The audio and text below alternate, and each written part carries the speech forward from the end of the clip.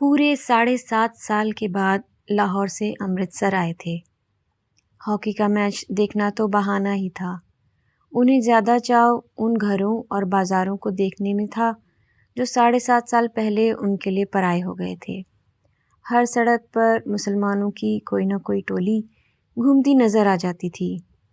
उनकी आंखें इस आग्रह के साथ वहाँ की हर चीज़ को देख रही थी, जैसे वह शहर शहर न होकर एक खास आकर्षण का केंद्र हो। तंग बाजारों से गुजरते हुए वे एक दूसरे को पुरानी चीज़ें याद दिला रहे थे।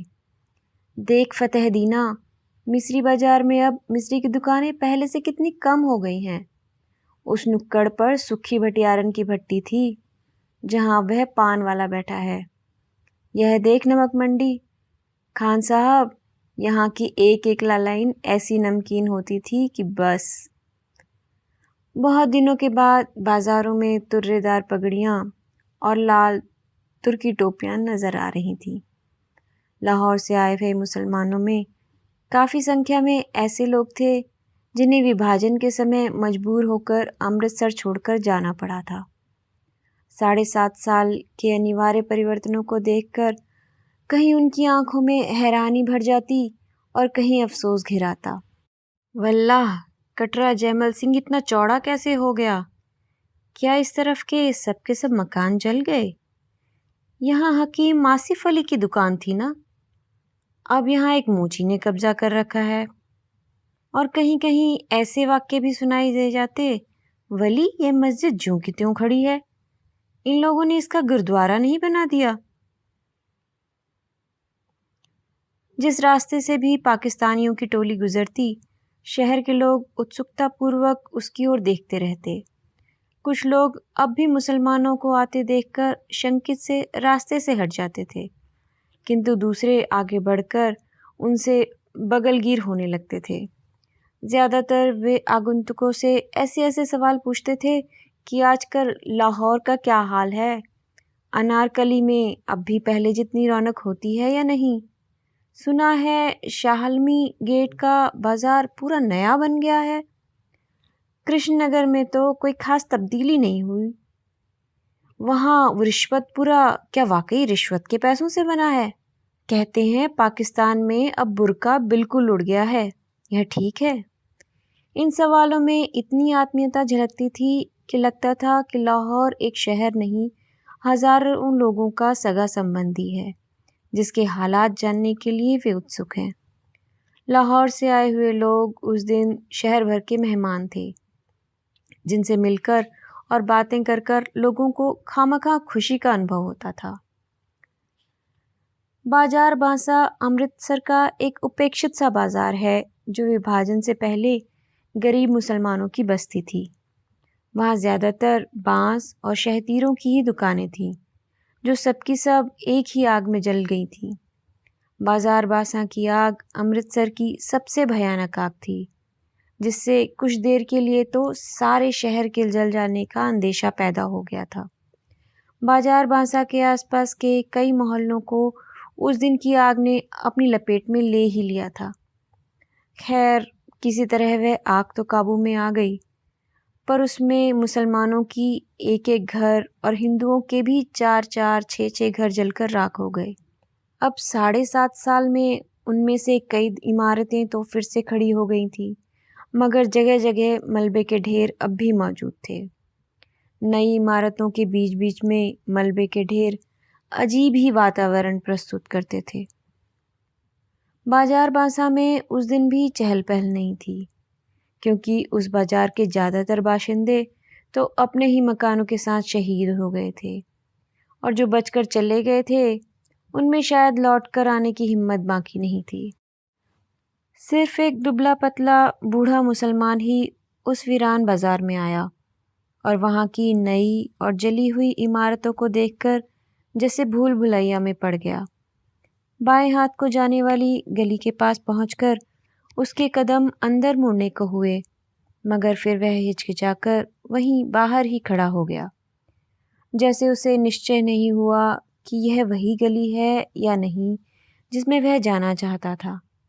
गली में एक तरफ कुछ बच्चे कीड़ी कीड़ा खेल रहे थे और कुछ अंतर पर दो स्त्रियां ऊंची आवाज में चीखती हुई एक दूसरे को गालियां दे रही थी। सब कुछ बदल गया मगर बोलियां नहीं बदली। बूढ़े मुसलमान ने धीमे स्वर में अपने से ही कहा और छड़ी का सहारा लिए खड़ा रहा।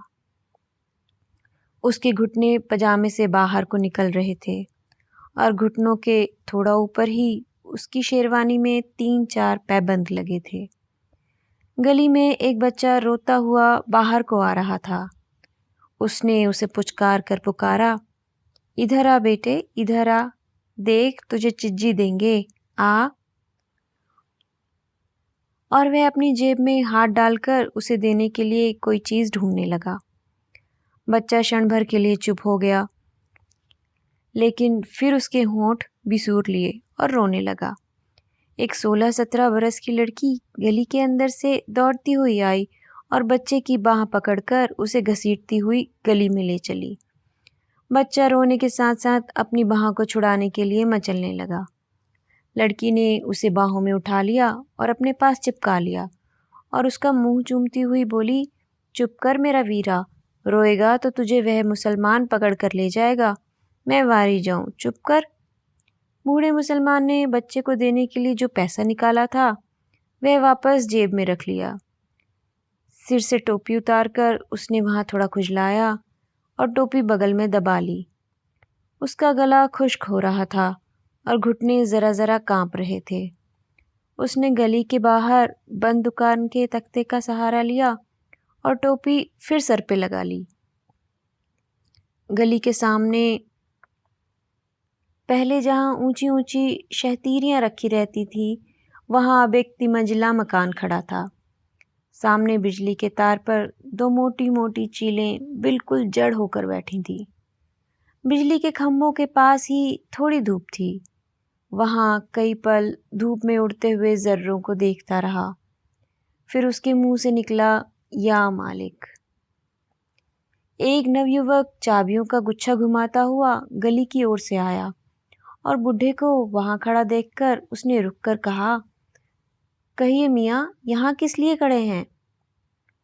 बुढ़े मियाँ की छाती और बाहों में हल्की सी कंपकपी हुई और उसने होठों पर जुबान फेरकर नवयुवक को ध्यान से देखते हुए पूछा, बेटे तुम्हारा नाम मनोरी तो नहीं है? नवयुवक ने चाबियों का गुच्छा हिलाना बंद करके मुट्ठी में ले लिया और आश्चर्य के साथ पूछा, आपको मेरा नाम कैसे पता है? 7.5 साल पहले तू बेटे इतना सा था। यह कहकर बुढ़े ने मुस्कुराने की कोशिश की। आप आज पाकिस्तान से आए हैं? मनोरी ने पूछा। हाँ, मगर पहले हम इसी गली में रहते थे, बुड्ढे ने कहा। मेरा लड़का चिरागदीन तुम लोगों का दर्जी था। तकसीम के 6 महीने पहले ही हम लोगों ने यहाँ अपना नया घर बनाया था।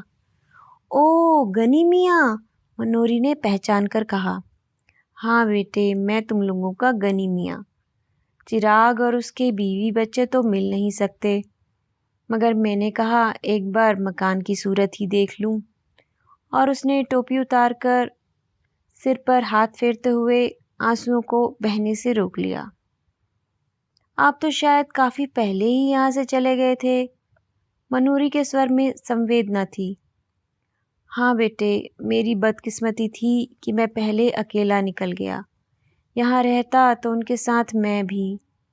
और कहते कहते उसे एहसास आया कि उसे ऐसी बातें नहीं कहनी चाहिए। उसने बात मुंह में ही रोक ली, मगर आंख में आए हुए आंसुओं को बह जाने दिया। छोड़िए गनी साहब, अब बीती बातों को सोचने में क्या रखा है? मनोरी ने गनी की बाह पकड़कर कहा, आइए आपको आपका घर दिखा दूं। गली में खबर इस रूप में फैली थी कि गली के बाहर एक मुसलमान खड़ा है जो रामदासी के लड़के को उठाने जा रहा था। उसकी बहन उसे पकड़कर घसीट लाई, नहीं तो वह मुसलमान उसे ले गया होता। यह खबर पाते ही जो स्त्रियां गली में पीढ़े बिछाकर बैठी थी, वे अपने अपने पीढ़े उठाकर घरों के अंदर चली गईं। गली में खेलते हुए बच्चों को भी उन स्त्रियों ने पुकार पुकार कर घरों में बुला लिया। मनोरी जब गली को लेकर गली में आया तो गली में एक फेरी वाला रह गया था, या कुएं के साथ उगे पीपल के नीचे रखा पहलवान बिखर कर सोया दिखाई दे रहा था। घरों की खिड़कियों में से और किवाड़ों के पीछे से अलबत्ता कई चेहरे झांक रहे थे। गनी को गली में आता देखकर उनमें हल्की हल्की चेमेगोइयां शुरू हो गईं। दाढ़ी के सब बाल सफ़ेद हो जाने के बावजूद लोगों ने चिरागदीन के बाप अब्दुल गनी को पहचान लिया था। वह आपका मकान है। मनोरी ने दूर से एक मलबे की ओर संकेत किया। गनी पल भर के लिए ठिठक कर फटी फटी आंखों से उसकी ओर देखता रह गया। चिराग और उसके बीवी बच्चों की मौत को वे काफ़ी अरसा पहले स्वीकार कर चुका था, मगर अपने नए मकान को इस रूप में देखकर उसे जो झुरझुरी हुई, उसके लिए वह तैयार न था। उसकी ज़ुबान पहले से ज़्यादा खुश्क हो गई और घुटने भी और ज़्यादा कांपने लगे। वह मलबा?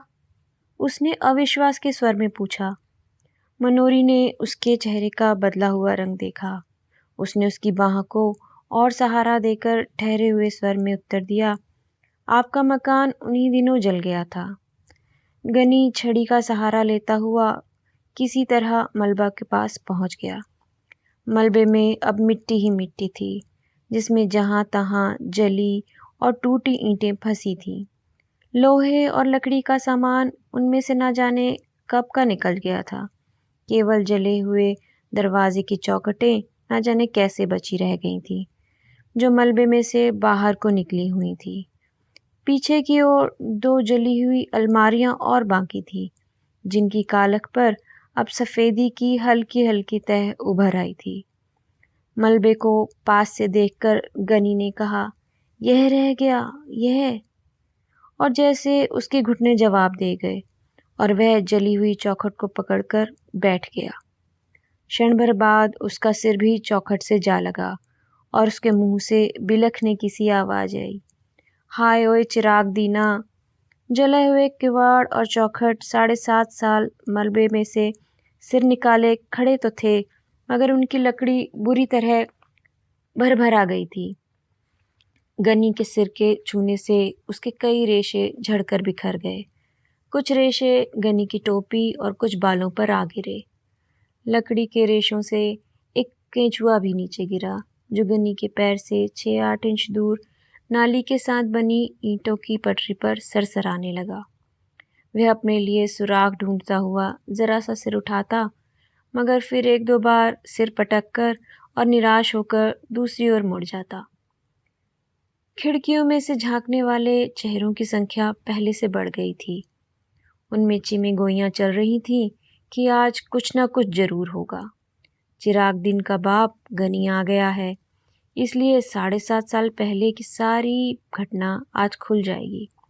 लोगों को लग रहा था कि जैसे वह मलबा ही गनी को सारी कहानी सुना देगा कि शाम के वक्त चिराग ऊपर के कमरे में खाना खा रहा था, जब रखे पहलवान ने उसे नीचे बुलाया कि 1 मिनट नीचे आकर जरूरी बात सुन जाए। पहलवान उन दिनों गली का बादशाह था।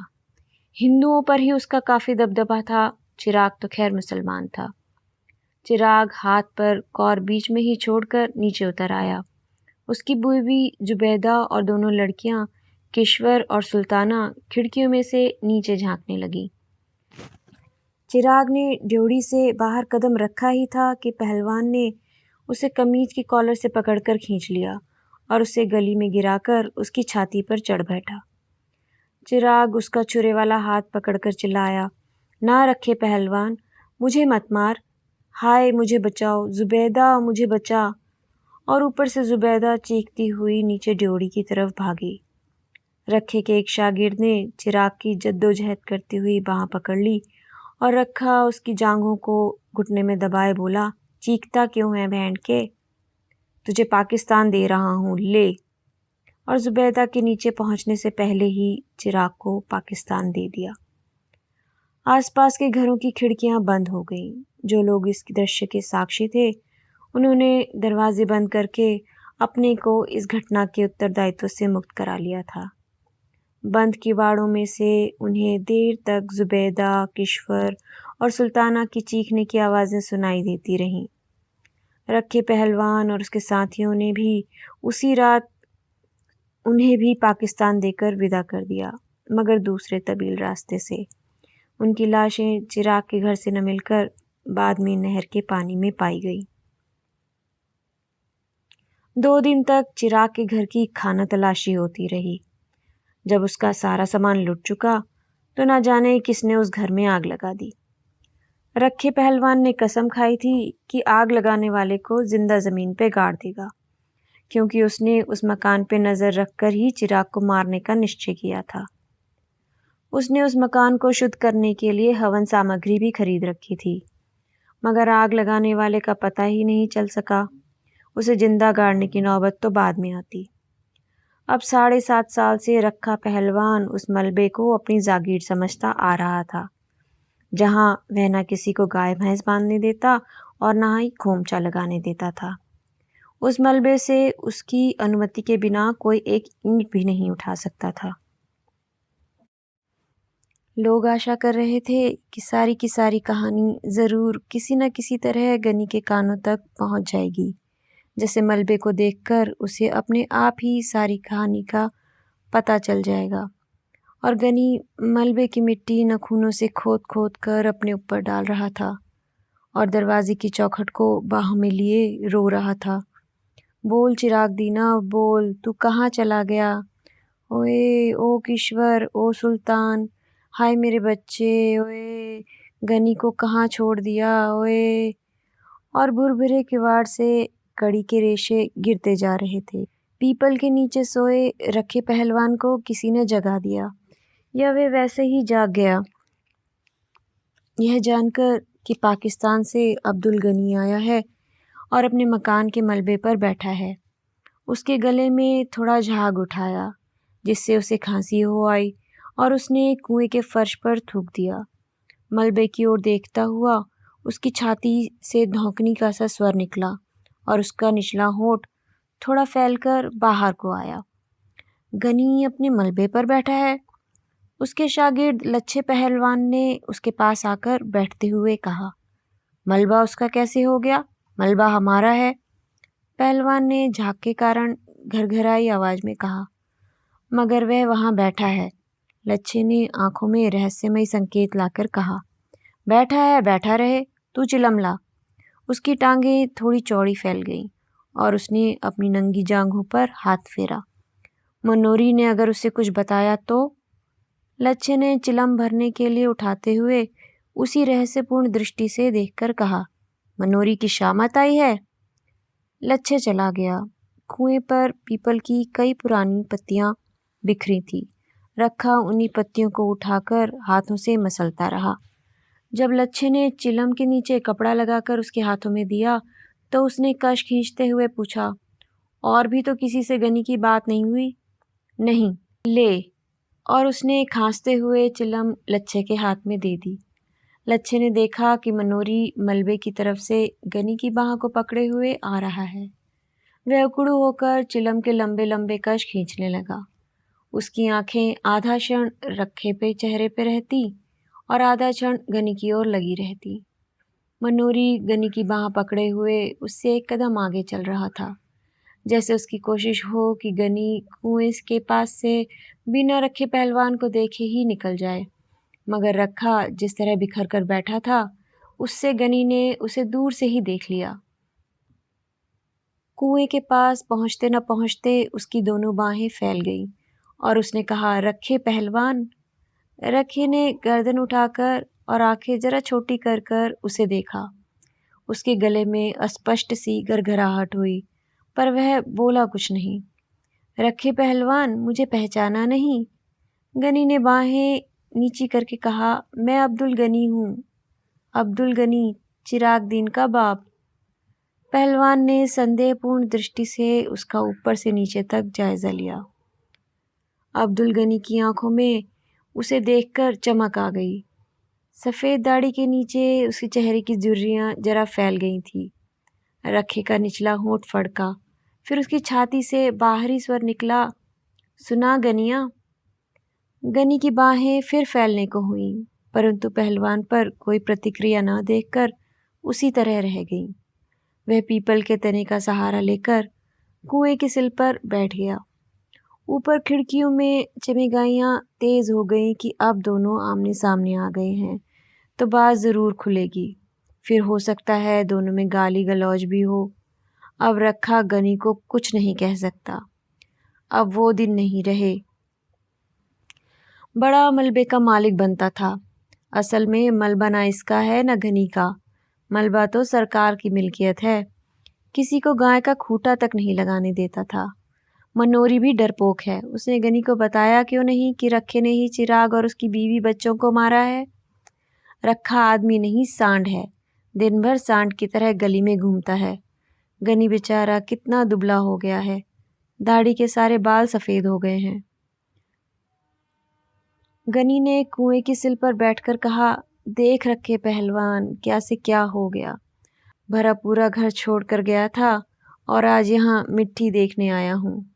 बसे हुए घर की यही निशानी रह गई। तू सच पूछ रखे, मेरा मन यह मिट्टी छोड़कर जाने का भी नहीं करता। और उसकी आंखें छलछला आईं। पहलवान ने फैली हुई टांगें समेट लीं और अंगोछा कुएं की मुंडेर से उठाकर कंधे पर डाल लिया। लच्छे ने चिलम उसकी तरफ बढ़ा दी और वह कश खींचने लगा। तू बता रखे, यह सब किस तरह हुआ? गनी आंसू पोंछता हुआ आग्रह के साथ बोला। तुम लोग उसके पास थे, सब में भाई भाई की सी मोहब्बत थी। वह चाहता तो तुम में से किसी के घर में छिप सकता था। उसमें इतनी समझ भी ना आई। ऐसा ही है। रखे को स्वयं ही लगा कि उसकी आवाज़ में कुछ अस्वाभाविक सी गूंज है। उसके होंठ गाढ़ी लाड़ की वजह से चिपक गए थे। उसकी मूंछों के नीचे से पसीना उसके होंठों पर आ रहा था। उसके माथे पर किसी चीज़ का दबाव पड़ रहा था और उसकी रीढ़ की हड्डी सहारा चाह रही थी। पाकिस्तान के क्या हाल हैं? उसने वैसे ही स्वर में पूछा। उसके गले की नसों में तनाव आ गया था। उसने अंगोछे से बगलों का पसीना पोंछा और गले से झाग मुंह की ओर खींचकर गली में थूक दिया। मैं क्या हाल बताऊं रखे?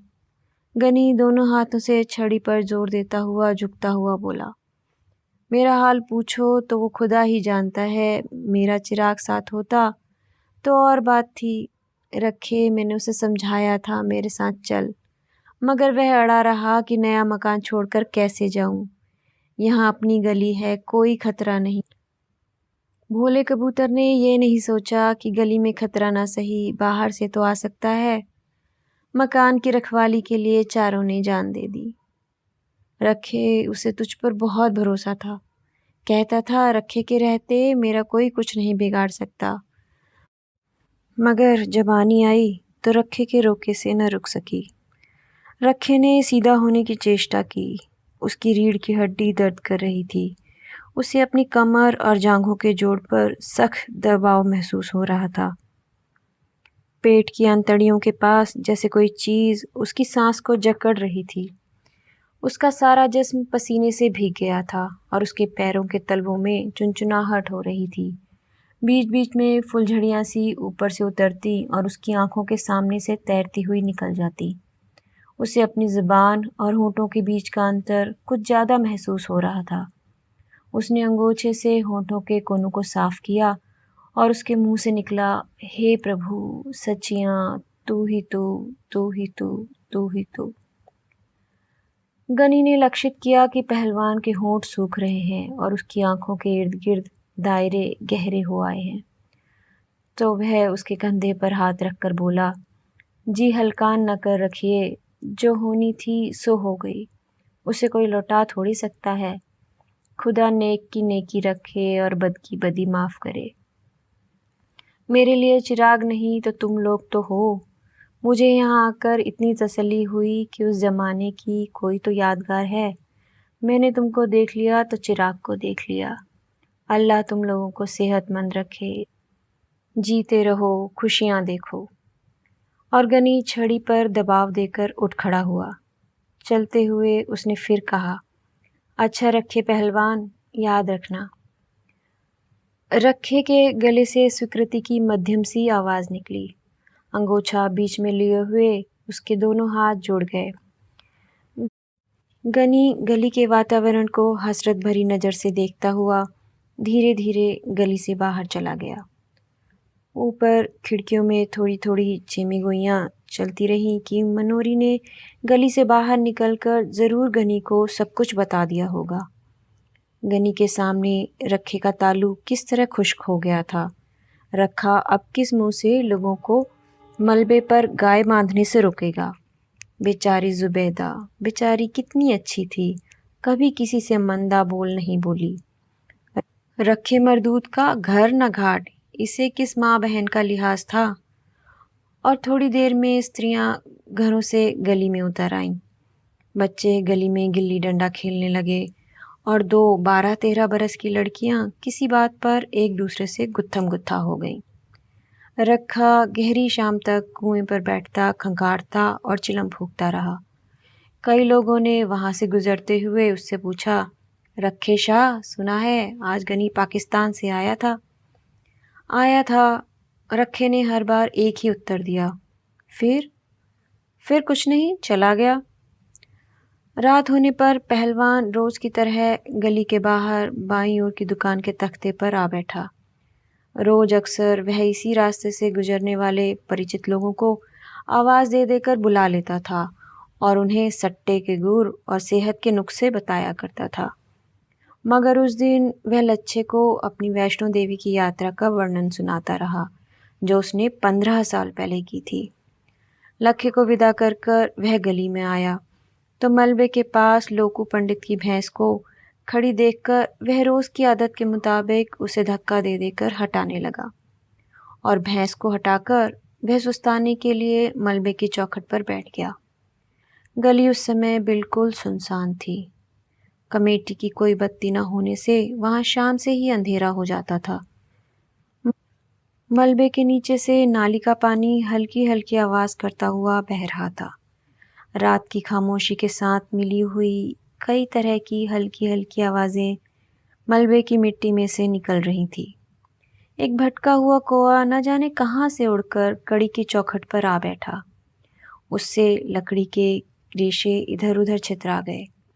कौए के वहाँ से उठते न बैठते मलबे में से एक लेटा हुआ कुत्ता गुर्रा कर उठा और जोर जोर से भौंकने लगा। कौआ कुछ देर का सहमा सा चौखट पर बैठा और फिर पंख फड़फड़ाता हुआ उड़कर कुएं के पीपल पर चला गया। कौए के उड़ जाने पर कुत्ता और नीचे आया और पहलवान की ओर मुंह कर कर भौंकने लगा। पहलवान उसे हटाने के लिए भारी आवाज में बोला, दुर दुर, मगर कुत्ता और पास आकर भौंकने लगा। पहलवान ने एक ठेला उठाकर कुत्ते की ओर फेंका। कुत्ता थोड़ा पीछे हट गया, पर उसका भौंकना बंद नहीं हुआ। पहलवान मुंह ही मुंह में कुत्ते को माँ की गाली देकर वहां से उठ खड़ा हुआ और धीरे धीरे जाकर कुएं के सिल पर लेट गया। पहलवान के वहां से हटने पर कुत्ता गली में उतर आया और कुएं की ओर मुंह कर कर भौंकने लगा। काफी देर भौंककर जब गली में कोई प्राणी चलता फिरता दिखाई नहीं दिया तो वह एक बार कान झटक कर मलबे पर लौट आया और वहां कोने में बैठकर गुर्राने लगा।